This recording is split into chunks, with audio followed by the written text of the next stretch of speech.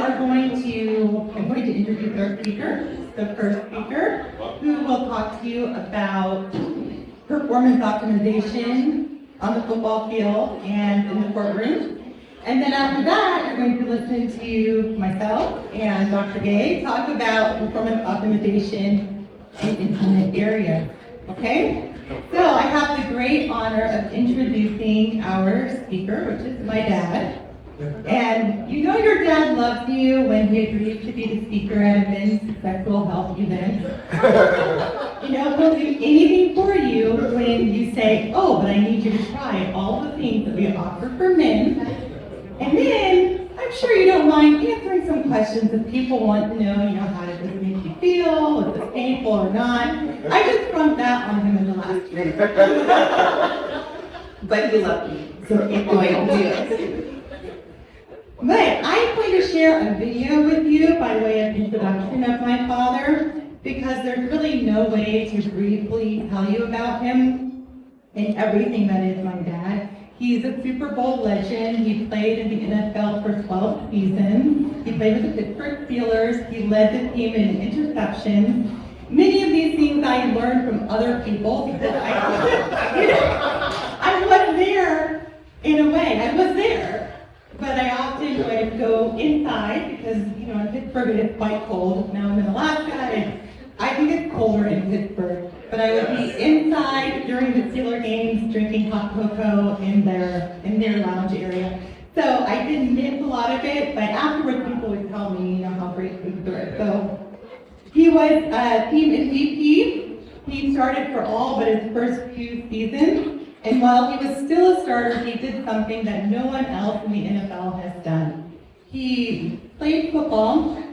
He full-time, obviously. He went to law school full-time. He passed his bar the very first time. And for the last 3 years of his career, he practiced law and played football at the same time.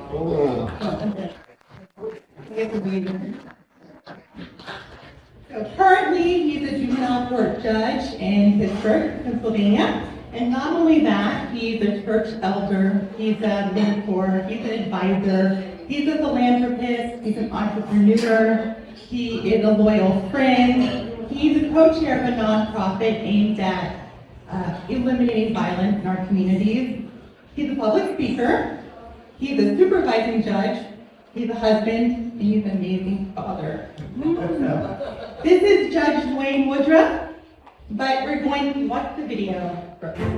Although no one knew it at the time, the Pittsburgh Steelers' fourth Super Bowl win during the 1979 season marked the end of a dynasty, a team eclipsed by a new decade and faced with the challenge of replenishing a roster rich with future Hall of Famers.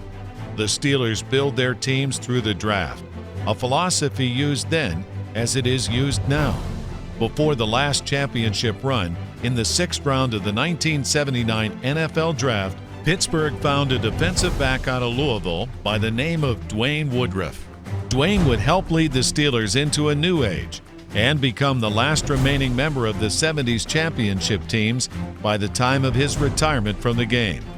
Number 49 was one of the most solid players on the club during the 1980s and helped the Steelers bring 2 division titles to the city, earn 4 playoff appearances, and play in the 1984 AFC Championship game. Dwayne finished his career with 37 interceptions. 4 of them were touchdown returns. At the time of his retirement, he was tied for 4th in team history with that number of total interceptions. Coach Chuck Noll would always tell his players that football is a part-time profession and that it gets you ready for your life's work. This was an idea Dwayne took literally. During the 1984 season, he began law school and graduated from Duquesne University in 1988. During the day, Dwayne tackled guys on the football field, and at night tackled cases in the courtroom. Always seeking competition, Dwayne felt the courtroom provided a battle similar to what he found on the football field.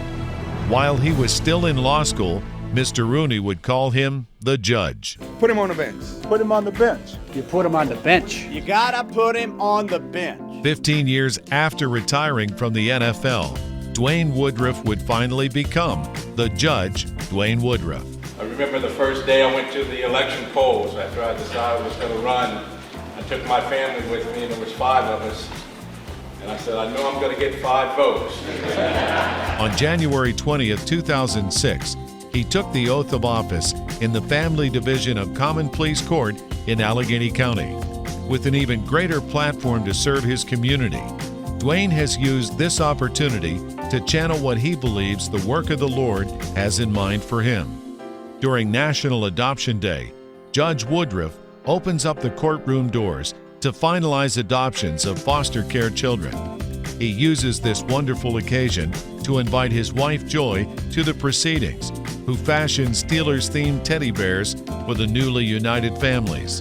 Dwayne and Joy have 3 children of their own, Jillian, Janice, and John, and take pride in placing foster care children with families. Never forgetting where he came from, the judge started a $2,000 scholarship every year at his high school in Ohio. Since 1982, he has received a thank you letter from a senior who has been the recipient of the scholarship. His college football jersey now hangs in Papa John's Cardinal Stadium, an athlete study at the Woodruff Academic Center, named in his honor in 2007. Together, Dwayne and Joy serve as chairpersons of the Do the Right Thing program in Pittsburgh, an initiative of the national campaign to stop violence. The program gives middle school students an opportunity to examine the impact of youth violence on their lives. From being an outstanding cornerback for the Pittsburgh Steelers to practicing law to residing as a judge, Dwayne Woodruff's life's work isn't done yet. It's a 4-hour time difference between here and Pittsburgh, and I don't get up here that often. But when I do, I still can't figure out the time. I'm looking at my watch, sometimes I'll forget. So I look at my watch, I got my Pittsburgh time, look at my phone, and automatically goes to Anchorage time, and it just confuses me. So I just look out. I said, no, just look outside. I was talking to my grandson the other night. He says, is it day or evening? I said, look outside. It looks the same, no matter what. Well, I don't know this. It doesn't matter, but it's still time for you to go to bed, right? But anyway, it's great to be here. Thank you very much. I want to thank my daughter, Dr. Julian Woodruff, as well as my son-in-law, Dr. Chris Gay, for inviting me up here as well. And initially, just to be frank and transparent, initially I thought it was because they loved me. Just wanted to have me here, have me close and different things. But then I started thinking about all the times I've been here. Right? And one time Jillian had some idea that she had in regard to being healthy and getting the proteins in you. And I'm not going to tell you exactly how she does that, because there's a mixed crowd, men and women here. But it's not as pleasant as it is. And Chris always has some type of injection he thinks is great. I'm just a pinprick. So I got something to get paid. Anything that's new, come and ask me because I've been through it. Again, it is great to be here as well. And one of the sayings that I always like to repeat is proper preparation prevents poor performance. I have no idea who first said that. Doesn't matter. But this is a statement that stuck with me for a long time. Proper preparation prevents poor performance. And when you're a professional of any kind, whether it be in football or basketball or doctor or different things, you have to prepare. If you prepare right in studies, and I talked about grandchildren, Chris and Julie as kids all the time, if you prepare, starting your school now, then you can do anything that you want to do in life and be good at it as well. Now, what I'm going to do here this evening, I'm not going to take a whole lot of time. I just want to tell you a little bit about myself and where things started, how I got into playing football, and how I became a judge at this time as well. Just so you know, I'm an only child. I talked to my mother before she passed about it, because I always wanted to have a brother or sister. And then after a while, after I became a little older, a little bit more mature and understood things, I said, why know why you stopped at one? How can you get any better? Right? You stop at one, it's downhill from there, right? So I was happy about that. You know, my dad was born and raised in Temple, Texas. Everybody in Texas is a Cowboy fan. Just so you know, there's a couple of Cowboy fans here. We're all right. I know there's one right there. So I wore my blue for you. And my dad was a huge Cowboy fan as well, as was I. I was a Cowboy fan. I remember back in 1978, my dad and I were sitting there watching a ball game, and my dad, he would lock all the doors, pull all the curtains, because my aunt would always come over with a ball game, knock on the door, come in, stand right in front of the TV, different things like that. So I'm gonna fix this. He'd knock all the doors, like we weren't home. We'd sit there and watch the ball game, and every time she'd come over and start knocking, I'd get up and say, don't you do that. Sit back down. Otherwise, we're not going to be able to watch this game. So he was a huge lifetime Cowboy fan, as was I. And I'm going to tell you when that stopped. It did stop. And I went to, when I was in high school, went to high school in Richmond, Ohio. And it was pretty good. I was an all-star in football, basketball, and track. I got a lot of offers to come and play football, which was great. And some of them I liked, some of them I didn't like. But I got hurt my senior year, so I missed about the last half of the season my senior year. So all those offers and different things that were there, they were gone. They faded. There was a couple of small schools that wanted me to come and play. One of them was VMI. Anybody know about VMI? The Military Institute. I've been in the Army already with my dad. I'm not going back in the service anymore, so I didn't want to go there. So I decided I was going to walk on in Texas Tech. I live in Texas. I like the state of Texas. I'm going to Texas Tech. I packed up. I had a little car, a little Toyota yellow Corolla. I packed it up and I was going to Texas Tech. And right before that, coach called. He was a defensive back coach for VMI. He had transferred, got a new job at University of Louisville. Says, why don't you stop by here on your way? I said, fine. So on my way to Texas, I stopped at Louisville the rest of 60. And offered a scholarship out there and stayed there. And I said, man, this is great. My parents were living in Cincinnati at the time. They're only a couple of hours away. So you can come and watch me play. Get ready. I don't know why I said that.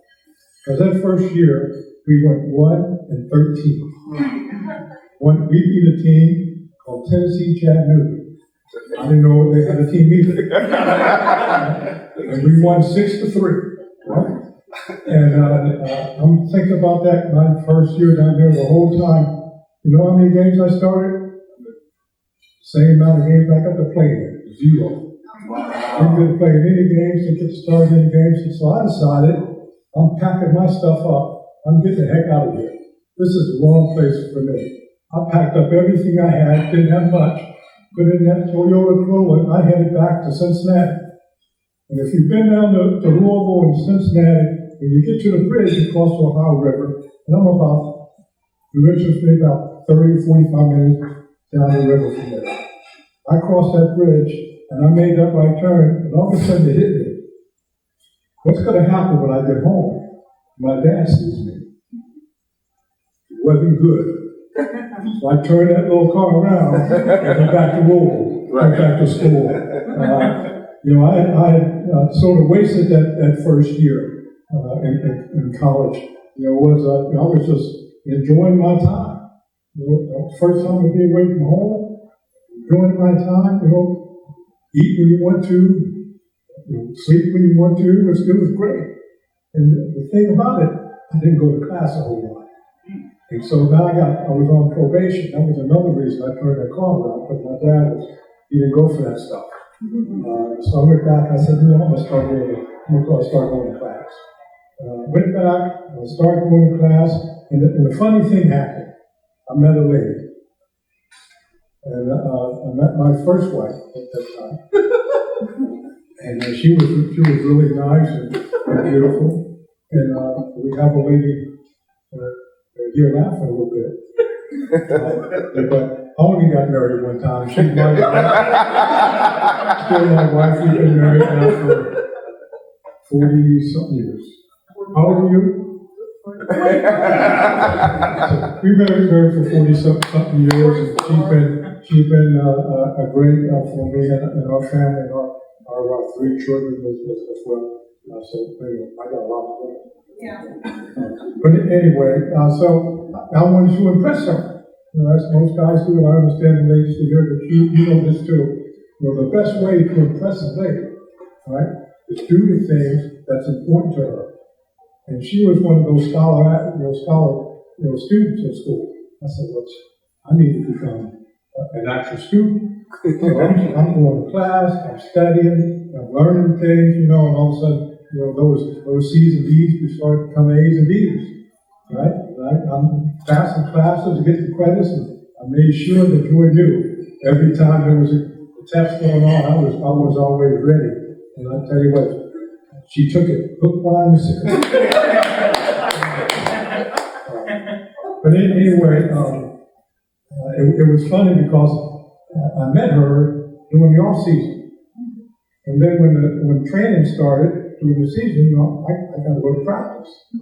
And she came up one day and says, "You don't like me anymore?" I said, "Of course I do. What are you talking about?" She says, "I hardly ever see you anymore." I said, "Got to go to practice." She goes, "Practice? What are you going to practice for?" I said, "I'm on the football team." "You're on that football team? You're the 1-13 team?" I said, "Yeah, I'm on that team. We're gonna get better." And she goes, "I never knew you played football." And if I'd have known that, because I'm not into dating athletes. I said, hopefully that changes, but I don't know how long I'm going to be an athlete. Don't make me make a choice right now. Give me some time. And apparently she gave you some time and different things. And so we went on and we did get better. We actually went to a bowl game down in Louisiana. We lost the game, but we were in it anyway. And there were a couple guys on our team who were pretty good. And so when the football season ended, we started going to the draft. And this is during the time, anybody know about ESPN? Ever watch ESPN? Yes, sir. Well, ESPN started in 1979, right? And so they didn't televise the draft, you had to listen to it on the radio. And so I had a good friend of mine, Nathan Poole, who was our star player. He was our running back. And so every time a team would call him to come and work out, he'd come over. We lived right across the hall from each other. He'd come over and I'd go with him to work out. Nobody was calling me. And so they'd call him and I'd go work out and different things. And we had a good time. And all the pro scouts were there, all the sea pool. I'd show up to work out and run and different things as well. And during the time, they had come the year before. And I think I had like a 4.7, 4.65 time in the 40. But I had been hurt my knee, my ankle at that time. And so all of a sudden they want to know, who is this Woodruff that I wanted to fulfill? So I'm the same guy, just hurt back then and there. And so even though they didn't come to see me, they got to see me.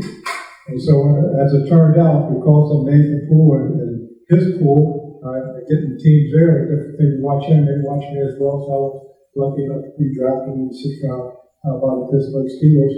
And I was happy as can be. Just so you know, that's when my loyalty to the Cowboys stopped. All right. I was, that year before when the tight end, dropped the ball in the end zone. I was heartbroken. I really was. But they lost to the Steelers that year. I started to feel much better about it as time went on. During the draft, when you're, because we didn't have TV, you didn't see the draft, you didn't see who was getting drafted, but right at the end of the 6th round, the radio cut off. And so Nathan and I got up, and I said, we got to go get some meat, get a little workout in it, because it was 2 days, come back the next day. And the phone started ringing. I answered the phone. He said, this is Dwayne Woodruff? I said, yeah, it is. He says, well, this is Pittsburgh Steelers. We just drafted you in the 6th round. I said, yeah, right. I'm on the phone. I said, I don't know who you are, but you ain't fooling me. But I've been listening to the draft, and I know who's on that team, and you don't need a defensive back. So I hung the phone up. We started walking out the door, the phone rang again. I answered the phone. He goes, don't hang up. This is really the Pittsburgh Steelers. We just drafted you, and we had our last choice in the 6th round. We just drafted you to the 6th round. Now I tell you what, Nathan was there, and my wife was there. I was ecstatic. I was so happy. And so, man, being drafted is something that everybody, as a kid, you always get excited about possibly being drafted doing something, football, basketball, whatever it is. And this was like a dream coming true. And I was as excited as could be, and all of a sudden I started thinking about the team I was going to. And all of a sudden, all that excitement sort of wanes. You think about, wow. So the Pittsburgh Steelers at the time, they had 7 defensive backs. They had Mel Blount, Hall of Famer. They had Donnie Shell, Hall of Famer. They had a guy by the name of Mike Wagner. He was like a 4 or 5-time All-Pro guy. They had the Rookie of the Year, Ron Johnson, playing on the field. And they had Larry Anderson, who led the league in kickoff returns. Those are 5 guys. They had a guy named Ray Odom. Ray Odom played all the positions, like corner, safety, and different things. And then they had 2 other guys. They had a guy named J.T. Thomas, All-Pro. Didn't play the year before because he had a blood disorder, right? And then they had the 8th guy. They had a guy by the name of Tony Dungy. Tony Dungy led the team in interceptions the year before, right? And then they drafted me. I'm thinking, what the crap? I'm trying to figure, who do I fit in? With that team, they got everybody that they need. And so I talked to Nathan. So we started working out that day. We decided to go and eat, went back in the room, got our stuff on, and went and start working out to get ready. The next day, he got drafted as running back for the Cincinnati Bengals, and I tell you, we worked out every single day until training camp started. And we both had the opportunity, both made our teams as well. And we had some, because he was offense, I was defense, we had some terrific battles on the football field as well. But it was a great time in life to be drafted. Even though I love the Cowboys, during the 12 years I played, the Cowboys never beat the Pittsburgh Steelers.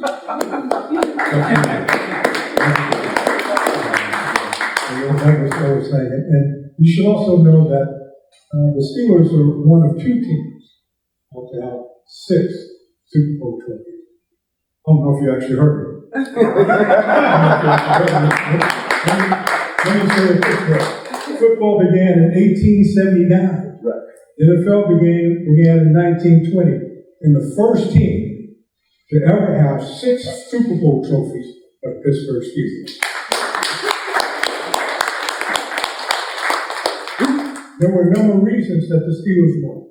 We won because of talent. I was played there for 12 years. I was a team MVP. I was an interception leader. I still rank, I believe, number 5 on the all-time list there as well. And we also won because of relationships. We, as players, we were extremely close with each other.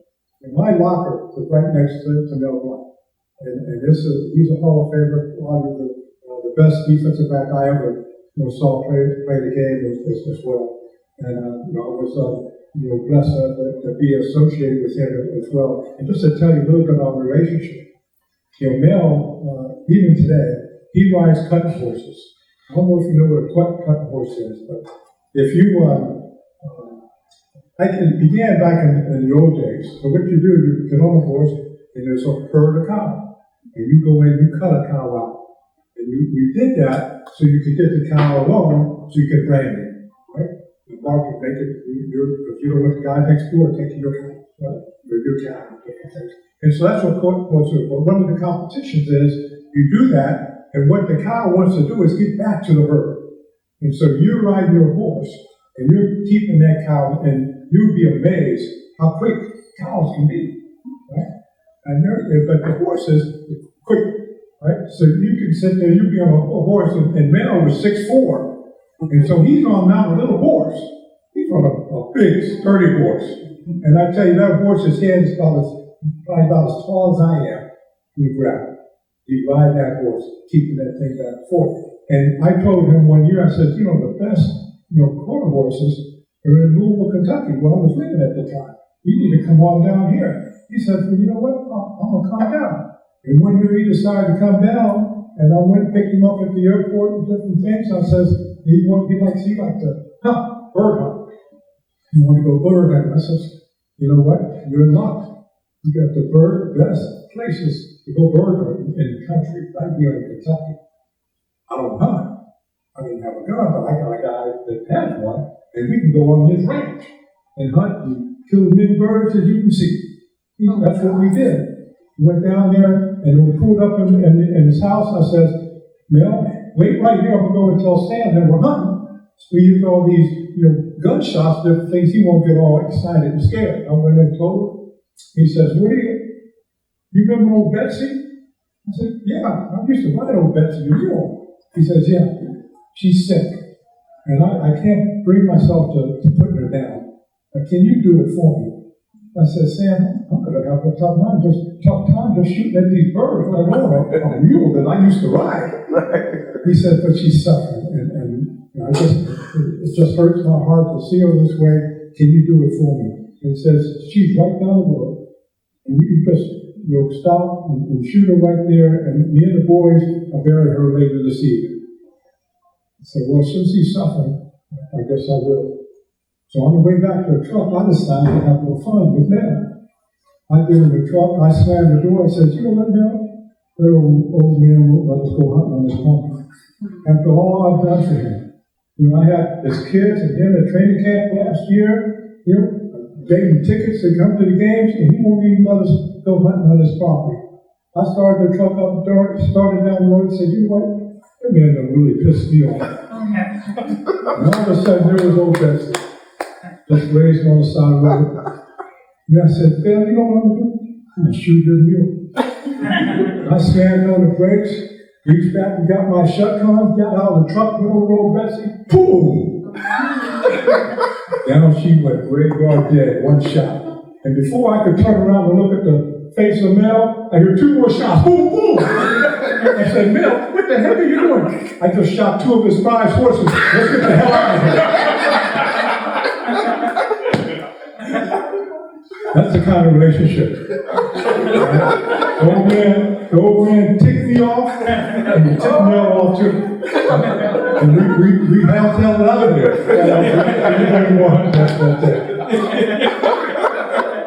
But that kind of relationship, that's what you need to win championships. That's the kind of I was blessed enough to be the starting corner for the Steelers, and we were considered the #1 hardest hit defense in the league for a good number of years. And that sort of, my dream sort of almost stopped there in 1986 with the knee injury. The knee injury that caused me to miss the entire career. I tore my medial collateral and anterior cruciate off the bone. They went in and stapled it. Still have 2 staples in my knee today. Put some elbow glue in there with the cartilage, just to fix it up. But that wasn't the worst feeling. The worst feeling was, I was still in the hospital trying to rehab my knee and different things.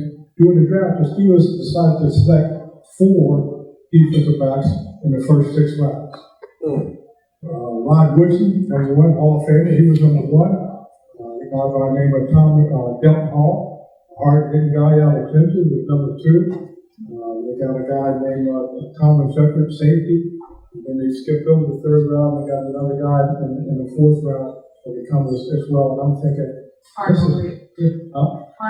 Carnell Wade. Got him in the 4th round, and it was like, wow, thanks for the vote of confidence in coming back to play. And I worked hard that year. Probably the hardest I worked since going into my rookie year at the University of Louisville. And it's one of the things that you do. You have a challenge in front of you. When you rise up to meet that challenge, it's a lot of faith and belief in regard to your abilities as to what you can do. And I was able to come back, that next year. Not only did I come back and start again that next year, but also led the team in interceptions again.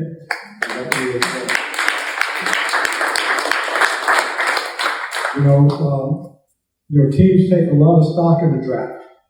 They were the smartest, and that goes on. That's why you win championships as well. And the doctors at that time said, I was never going to play anymore. Your football career is over. But smart only gets you so much, so far. And as I look at these 2 doctors over here, and some others in the room, these are 2 intelligent doctors.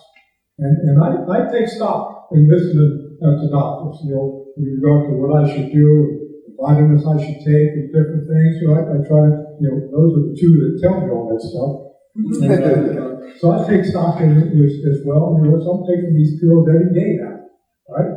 But at the same time, you have to realize that how you feel, what your faith and what you think you can do is just as important as well. And because sometimes it doesn't matter how smart you are. When I was playing in the league, they had a team by the name of the Houston Royals. Remember Houston? Now they get the Texas Texans or whatever they're called now. Well, back in that time, it was Houston Royals. Earl Campbell, Roy Moon. Earl Campbell was the biggest freak of nature I've ever seen on with a football. Right? And that's one of the things you want to get this way. But we were down there playing, and every game with Houston was a tough game. It was a battle every day. We were down there playing in Houston one year, and we were down about 3 points, and the clock was ticking. It was in the 4th quarter. It was about, they had just scored, and we got the ball. They kicked off, and we ran the ball back. And Bradshaw, who was our quarterback at the time, with about 30 seconds to go in the game, reared back, and then Swan on a beautiful kick out ball. It was beautiful. I'm standing on the sidelines right next to the coach looking at it, and the ball was in there. Oh, wow, look at that. And about 60 yards. Swan caught it when he was beeping, turned around, dancing, things he always does. He starts out running for a touchdown. Swan could catch the ball, but he wasn't the fastest guy in the league. So he got caught about the 10-yard line.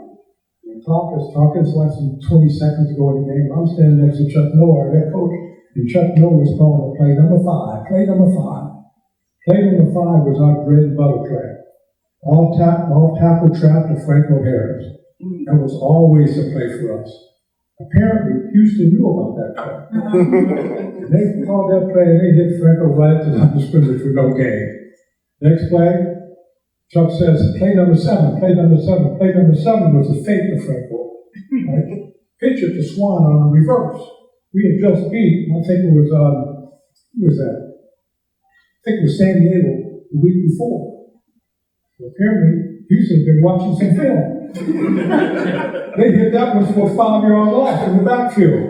The clock's running down, 10, 9, and Chuck's calling the next play, and Bradshaw does what he normally does in critical situations like that. He ignores Chuck He runs to the line of scrimmage and calls his own play. Now we know Bradshaw's not handing the ball off to anybody. And he sat back there, threw the ball.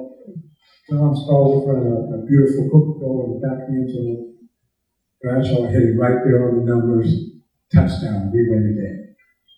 Bradshaw was running, smelling, shotting off the side, the clock runs out. And I look at Chuck, and Chuck is ticked. He's pissed off. And Bradshaw got to the sideline, Chuck Norris said, Brad, what play was that? And Bradshaw said, well, coach, you called play number 5. That one didn't work. Then you called play number 7. That one didn't work. I just added them together. I called play number 15.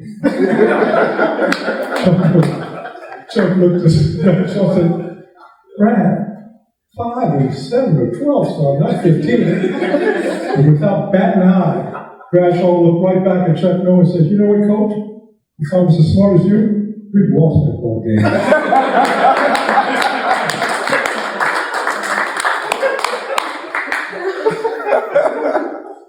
You know, Chuck Norris always preached, as we saw in the film, let's get on with your life's work. And so I took that to heart. I've been in the league, I think 5 years at that time, maybe a little longer, and I decided, you know, what am I going to do after football? Football doesn't last forever. What am I going to do? And so we were still living in Louisville at the time, and so we were watching late night, one of those, you know, the PBS station, and they had an auction. They always had an auction trying to raise some money. And on the auction was a study course for the LSAT. And my wife said, you know what? I'll go to law school. You know, and I wanted to go to law school because it was competitive. You know, you have to battle and smart to get smart and different things as well. The only drawback was you couldn't hit anybody. I figured I could get over that. And so I bid on this LSAT course, and I won it. And so I had, since I won and paid for it, I had to go. So I went to the LSAT, then the law school admittance came around, I took that. And I did very well on that as well. And I said, well, since I'm still playing football, I'll apply to 2 schools. I applied to the University of Louisville, and I applied to Kane University because they had a night program there. Got into both, and I decided I'd go to Duquesne School of Law. And I went, and they had classes Monday, Tuesday, Thursday, Friday. So, I think I can handle that. I talked to George. She said yes, okay. And I wasn't going to be there much. You know, going to practice and being there, going to law school. I wasn't going to be there, so I needed to make sure that she's on board. She was on board. That's what I was going to do. I went and talked to the dean. I said, you know, thank you very much for accepting me. I accept your acceptance to go to law school. Because, well, there's one thing I need to tell you. That we changed the progress now. It's not 4 nights a week, it's 5 nights a week. And you can't deviate from that the first year. After the first year, and we can add another year, and you go to school and say, thank you very much, but no thanks. And I'm not ready for 5 nights a week. And so I didn't go that year. And Joe and I talked about it a little bit more, so next year we applied, they accepted me, and I went 5 nights a week there. And then at the end of the first year, the dean comes back and says, okay, now let's talk about, you know, that extra year. You have to go. It's already 4 years. I said, you don't need to talk about that. I'm not going the next year. I'm going to get out of here as soon as I can. And so I just went through the whole 4 years, going 5 nights a week. And it was, I finally got it done. And when I graduated, got a good job. With a major law firm there in Pittsburgh, and started practicing there. Didn't do any family court law. I did private liability, insurance defense, things like that. But that's another story. How I changed over. One says, change that over. But it was one of those things. What do you do for your family? Your livelihood. You wish you could stay in the same profession, do the same thing your whole life, but sometimes that doesn't work out. And with football, I knew that wasn't something that I was going to do, for forever. And many thought when I started law school that it was an unnecessary risk. Why do you want to do that? It's going to affect your playing ability on the football field as well. But never let anybody talk you out of your dreams. What you want to do, what you believe that you can do. So you can do it. I see a lot of dreamers here. A lot of people have come a long way when others doubted you, didn't think you could do it. But, you can do whatever you want and whatever you put your mind on, because you can be the trailblazer. But one of the things, just in closing, I want to just tell you another little story, and I call it when your hut's on fire. There were a number of people that were on the ship out in the ocean. There was a wreck. People were trying to get off the ship and different things, and there was this one guy that got off. And he swam to the shore. He said, "I could just an island, didn't have anybody on. He made it to shore. And he was, every day he was there thinking, somebody is bound to come. Ship, somebody, plane, something to see me on this island. He'd take me home. And day after day after day, he looked and searched on the horizon. Nothing. So one day he decided, well, we'll make the best of this. So he started building a hut. He was going out, got some wood and leaves and different things, and built himself a hut because it was hot. The sun beaming on his head all the time, so he built himself a little hut. Then he went out searching for food, right? Coconuts and different things like that. He was out there searching. On his way back, he looks off in the distance. You can see there was a fire. He walked over there, and all of a sudden, his hut was on fire. Burning, this little hut he had spent days building, burning down to the ground. He falls down to his knees and said, "Lord, why in the world are you doing this to me? Why everything I have is in this hut, and you allowed it to burn up. Why are you doing this to me?" And from just exhaustion and disappointment, he just fell down and went to sleep. Only to be awakened by the sound of a ship's there that would come to rescue him. And when they came on the island, his only question was, "How in the world did you know I was here?" They said, "Well, we saw your smoke signal, and so we came to rescue you." So the moral of the story is, sometimes when you think everything that you own, everything about is burning to the ground, it may just be a smoke signal that summons the grace of God. Thank you all very much. Yeah.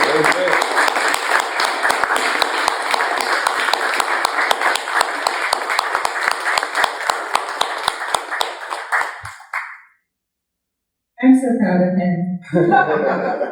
And I'm very proud of my mother too.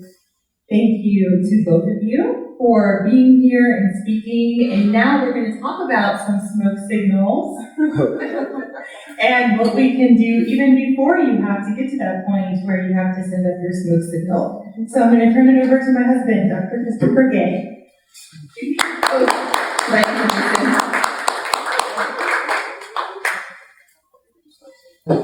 So thank you so much. Those are very amazing stories. I never get tired of hearing them. I always take something new from them, and I'm inspired by them. We heard about football, not only about football, but we heard about hard work. We heard about relationships. We heard about achieving in the face of adversity. We heard about wearing many hats and having to reinvent ourselves and continue to be vigorous throughout life and doing more as life throws new things at us. He first started as a football player, then became a lawyer while being a football player, and then became a judge and continued to do more and more. So we are left asking what's next, and we will see what's next. Retirement. But many of us have these same questions in our lives. We are doing different things and we don't know what else we're going to be called on to do. It may be that you are a husband, a father, a business owner, whatever you may be doing. We want to make sure you're able to do this to your best ability. And that's what he's done throughout life, and that's what the stories have illustrated.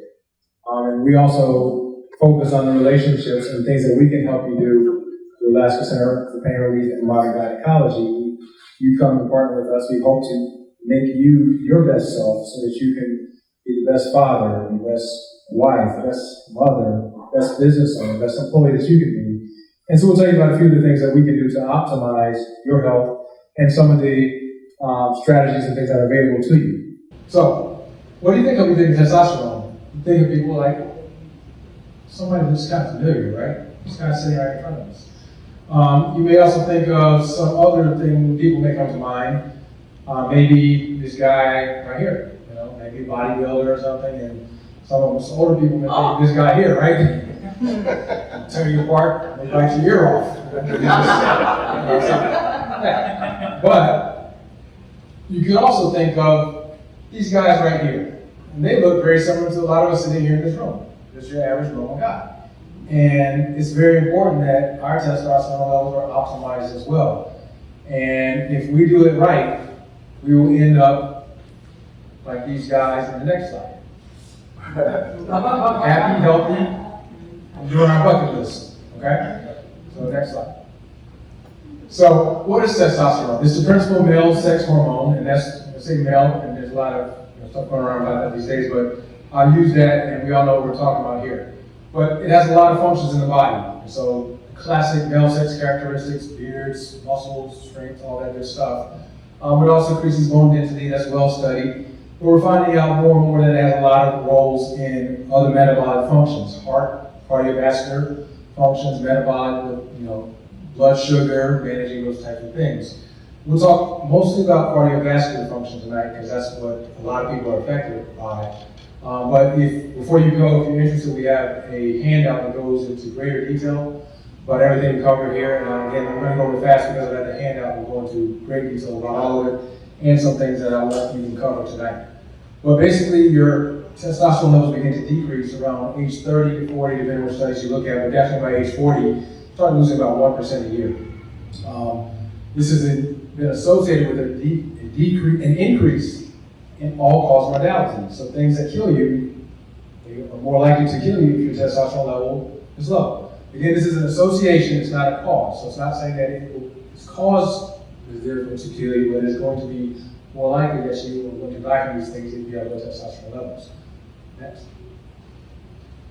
So, how much testosterone should we have? You will see on the lab report, if you use your testosterone measure, that it's going to range usually between 300 and 1,000 nanograms per deciliter. Again, you use about 1% per year. Starting around age 30, it's based on what's called a bell curve or normal distribution. That measures most people between 18 and 90 years old. So what that means is people that are at the high peak, they're not starting to decrease yet, they're included in that number, but people who are 99 years old, they're also included in that number. They're kind of skewing that average number down. But when you go to get your labs done, they say, oh, you're normal. You're being compared against those people. So the thing about testosterone is one of these labs, one of these numbers, that the more you have, the more you feel. It's different than going and getting your hematocrit, your glucose measure. That you can sometimes feel is too low or something like that. But let's say your potassium. For the most part, your potassium is 3.5 versus 4.5. You don't think of the difference. Your testosterone is going to be 300. It's going to feel very different than if it's 1,000. Next slide. So again, this bell curve, it puts you in the middle. If you're in the middle, it just says, hey, you're mediocre. So celebrate that. Next slide. So what is testosterone deficiency? It's going to be that you are off that chart if you're going by the numbers. But again, when they tell you that you're low, it's just because you're off the chart. It's not necessarily age adjusted. So if you are 35 years old or 40 years old and you're just slightly below the bell curve, but still within the normal range, they'll say you're normal, but you may not feel normal. We'll talk about some of the symptoms here, where you may have decreased libido, erectile dysfunction, decreased energy, depressed mood, irritability, difficulty concentrating, decreased sense of well-being, and some people start having midlife crises and things like that. And just not fun to be around. And some of us know people like that. Don't look at anybody. Don't look at me. Don't look at me. All right. So then, other things, like I said, I'm going to go through these fast. Cardiovascular is what we're going to focus on here. So these are these other issues. We said all-cause mortality. You have CHF, congestive heart failure, type 2 diabetes, obesity, COPD, chronic obstructive pulmonary disorder, HIV, chronic opioid use. These are the things that are your higher risk of having testosterone deficiency. So again, having a prevalence of symptomatic deficiency ranges from about 2% to 12.8% in middle-aged to older men. Next. Have this next one. All right, so again, there are other medical conditions that are also associated with testosterone deficiency. Hypertension, renal failure, malignancy, cardiovascular, pretty much anything that makes you really sick is going to be associated with this. Next. All right, so there's been a lot of studies. I'm not going to go through details. I kind of highlighted what they said. This first one says higher testosterone levels are associated with decreased risk for cardiovascular events in men greater than 70. With decreased risk for cardiovascular events in greater than 70. I think I wrote that backwards. Next one says low testosterone levels are significantly associated with overall mortality and strongly associated with cardiovascular mortality. Last one says there's a clear association with low testosterone and then high estradiol levels. So basically, if you not make a testosterone, your estrogen levels rise and you essentially turn to a woman. Sorry, that's not politically correct. Testosterone deficient coronary artery disease, a bunch of studies here. 4 studies showed an inverse relationship between testosterone levels and coronary artery disease severity. So as testosterone went down, coronary artery disease severity went up. So you're more likely to have heart attacks and things of that nature. Next line says, can you go back one? Next study says lower levels of serum testosterone is associated with more severe coronary artery disease and higher serum testosterone levels are associated with reduced severity. They'll pretty much say this. I'm going to read them all to you. Next one. Testosterone deficiency in CHF, again, same types of things they did. New York Heart Association class of heart failure. They found that low testosterone levels were found in all of those. They did, again, same thing. CHF showed poor prognosis if you had low testosterone levels. Next. And basically, mortality in people, and they could look at that with people that are getting a replacement. So there are not really long-term placebo-controlled randomized clinical trials. Those are not in medicine. Basically, that's a gold standard study. You blind the people, you don't tell them what type of study they're in, and you see who's going to do best. Certain things don't have that. It doesn't mean it doesn't work.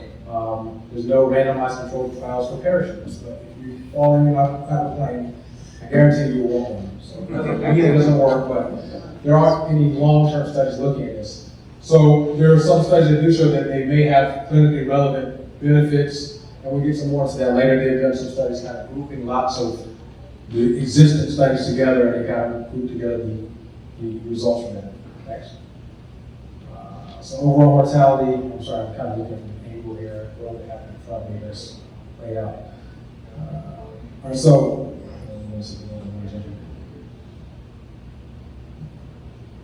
so there was two studies that said there may be increased risk from having this, but when they actually went back and looked at it, one retracted their findings and said, hey, this wasn't actually right, and they actually found that there was actually decreased risk from the testosterone replacement, and the other actually didn't have a control group. So again, talking about good studies, if you do something to someone, you want to have another group where you didn't do that thing to that person, and you see how they fared. So those two studies that kind of came out, they were kind of debunked. Next.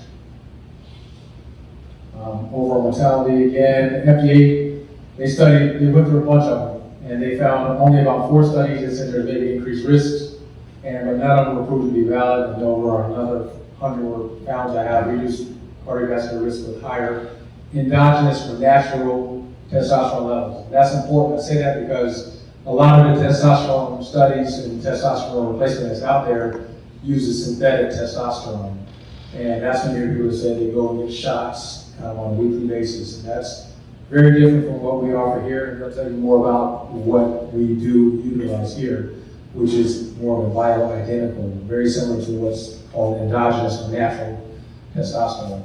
So again, reduced mortality in testosterone deficient men who underwent testosterone replacement therapy versus untreated men. Next.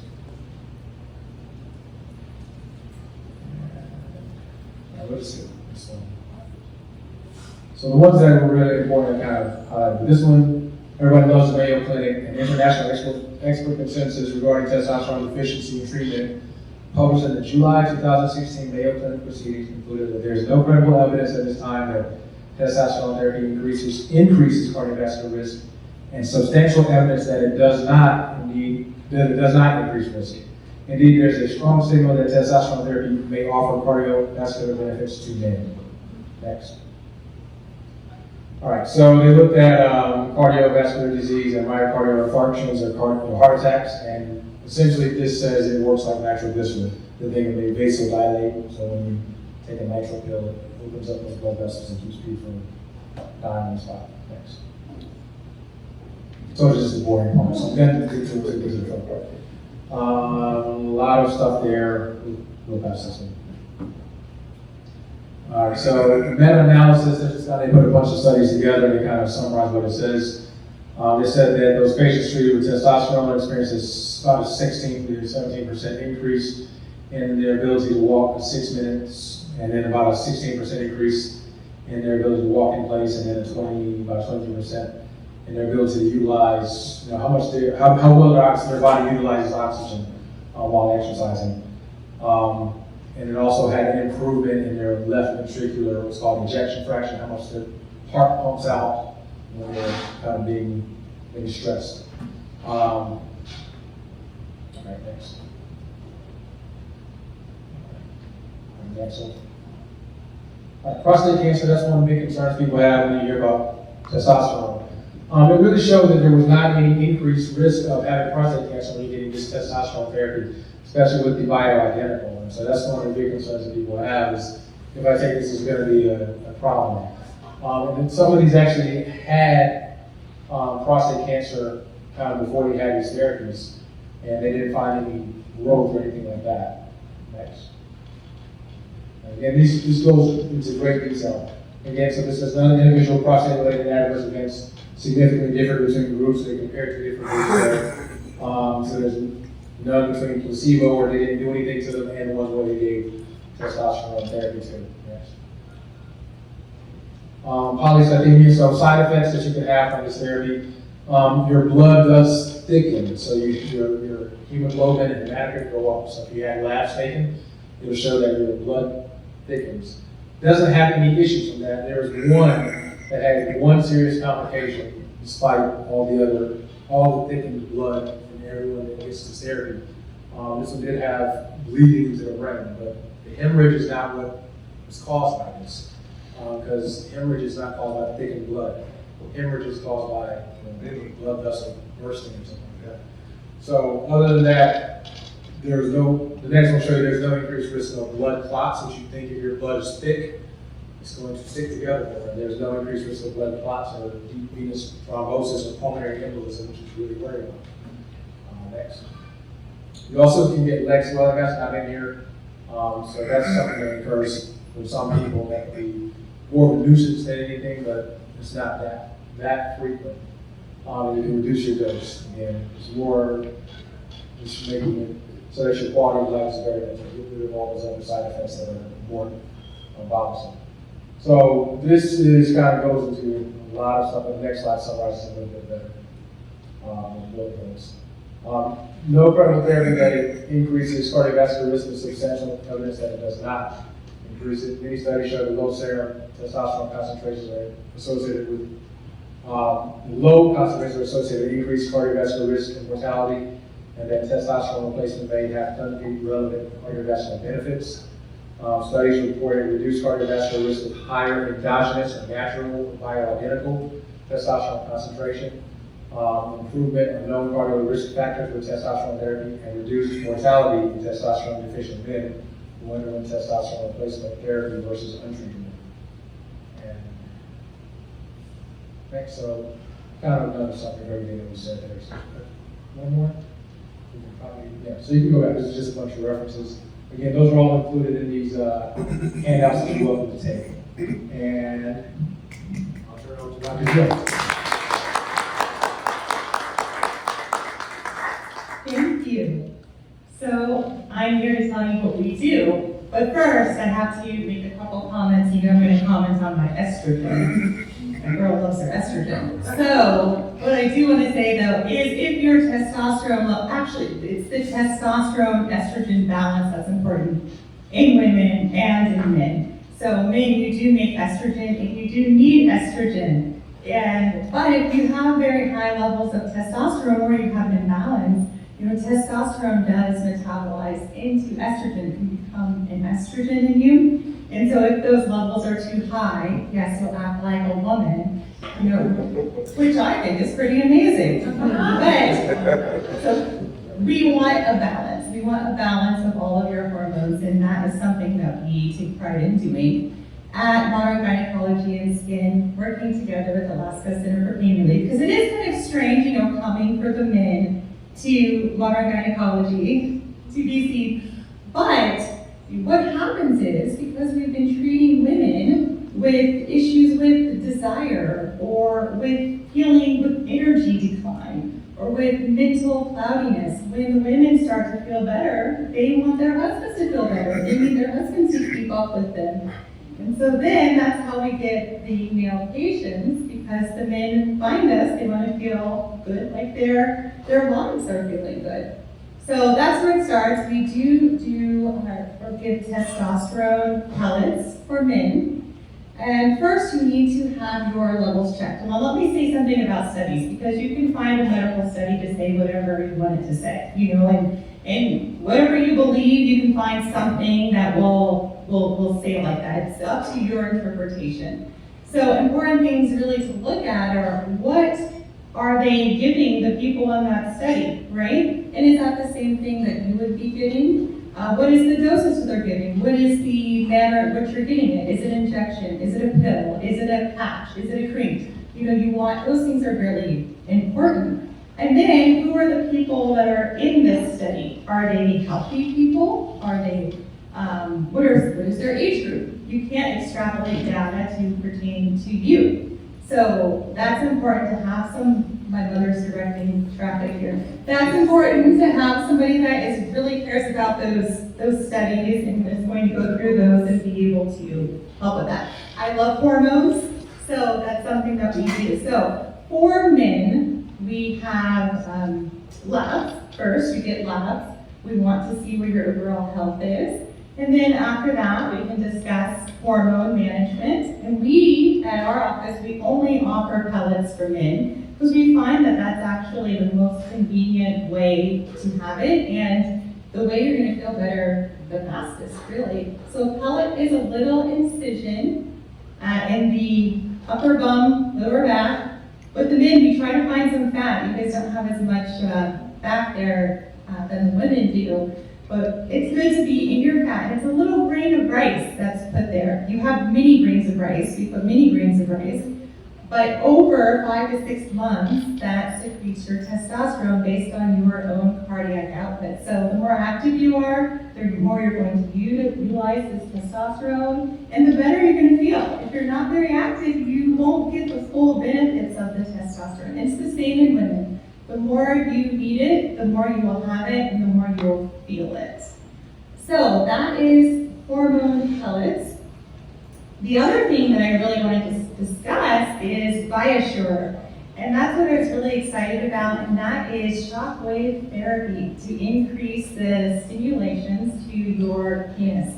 We can also use it in women, though, to increase stimulations to your clitoris. So I know tonight's about men.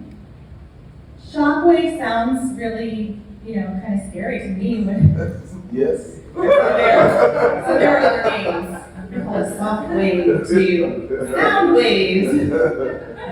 There are several things, but there are no shocks. There is no shocking involved, and the machine is back there, and we want to invite you all to go, and you can feel it on your arm. It's a tap, tap, tap, and it makes the noise is the loudest thing. It just makes a noise, and it's a tap, tap, tap. And there is a little video that will explain to you how the ViaSure works. So, ViaSure really, is it for erectile dysfunction? It treats erectile dysfunction, yes. So if you have erectile dysfunction, ViaSure will help with that. It's very similar to Viagra, but Viagra is a pill that you take when you're ready to have your intimate experience, and it dilates your blood vessels so that you can increase blood flow to your penis, right, and have your erection. That's fine. ViaSure is something so we can work to we continue to age, right? But you're going to work to permanently clear out those blood vessels and build new blood vessels to your penis and increase soft muscle formation in that area. So So it's something that it doesn't need to be done before your intimate experience. This is done to treat that so you don't have a problem during your intimate experience. But why are we waiting for erectile dysfunction that, it may or may not happen? As we age though, there are changes that occur in the female body and in the male body. And so the best time is for, to have this is for rejuvenation. Before this is to occur, the best time is to you don't need to be 20 and having this procedure, of course. But when you start to experience changes, yes, it can be due to your testosterone level decreasing. So yes, maybe testosterone may be the way to go. Or maybe your testosterone levels are normal. We just want to increase blood flow to increase the experience, increase your stimulation. So let me show you, can we show the ViaSure video? And then I want you guys to kind of feel what it feels like. I've had it on myself. As a woman, we can use the same machine because it's the same thing. It's blood flow to your clitoris. It's the same thing. And actually, a lot of embryologically, as you were now getting in the bushes, but as we formed in the womb, the cellular makeup is the same in that area. Actually, a woman does have tissue that's the same as prostate tissue. So, which means many of the things that men need, women also need to increase their stimulation. Okay. Normally, during an erection, the smooth muscles of the corpora cavernosa relax, allowing blood to flow in and fill the open spaces. As the tissue expands, it pushes against the veins and holds the blood in the penis, causing it to become erect. As men age, they may develop inadequate blood flow into the penis and/or fibrosis or damage to the smooth muscle cells of the corpora cavernosa, preventing adequate blood retention. Drug therapy has been used to treat these symptoms for years. While effective, it only provides a quick-fix solution and does not address the underlying physical condition. Introducing the ViaSure system, the only men's health device with proprietary softwave technology. ViaSure treatments non-invasively deliver consistent acoustic shock waves that are scientifically proven to increase blood flow into the penis and restore damaged smooth muscle cells. Softwave technology utilizes a patented reflector design, ensuring optimal, consistent coverage and depth of shockwave energy within the tissue. Upon delivery, a cellular response is triggered, activating the body's natural healing process and resulting in angiogenesis, the formation of the new blood vessels to increase blood flow into the penis, the proliferation of smooth muscle cells to restore tissue elasticity. ViaSure is a safe and effective procedure. By improving the underlying causes of inadequate blood flow and damage to smooth muscle cells, patients can bring spontaneity back into their lives.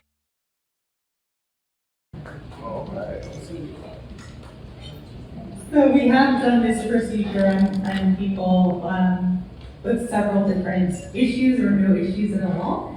So you can ask any of us about it, but we'd love for you to go back and see what it feels like. There's also a wheel there where you can see if you're interested in any of these services. There's like a discount wheel. So there's some, and there's also labs. There's one that's for free lab testing too. Are there any questions before we make you go and try it? Chris, did you want to share your schematic? Okay. Well, thank you so much for coming. We're here for another hour, so if you need some drink tickets, let us know. And please eat that food. Thank you.